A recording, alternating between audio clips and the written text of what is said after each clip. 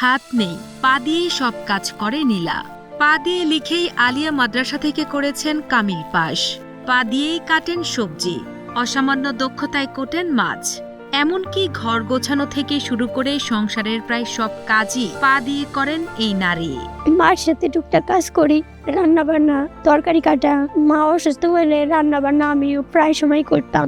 পা দিয়ে মাছ কাটা, পা দিয়ে সবজি কাটা, ঘর মোছা, ঘর গোছানো, জামা কাপড় ভাঁজ করা, এভরিথিং আমি পা দিয়ে সব কিছু করি। তবে এত গুণ থাকার পরেও জন্ম থেকেই দুটি হাতের অভাবে প্রতিনিয়ত তার শুনতে হয় মানুষের কটু কথা।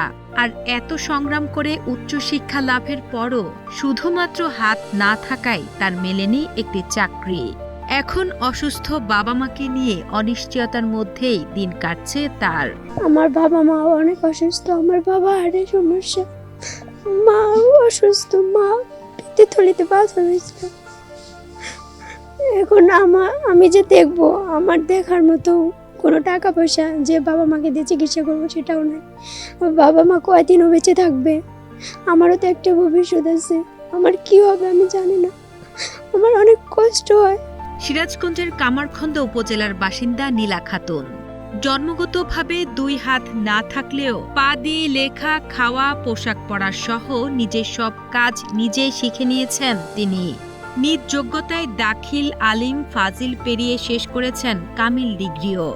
সমাজের অনেকেই একসময় বলেছিলেন পা দিয়ে লিখে কোনো চাকরি হবে না, কিন্তু সেই কথাকে চ্যালেঞ্জ হিসেবেই নিয়েছিলেন তিনি। তবে ভাগ্যের নির্মম পরিহাসে অনেক চাকরির পরীক্ষায় অংশ নিলেও এখনও জোটাতে পারেননি কোনো চাকরি।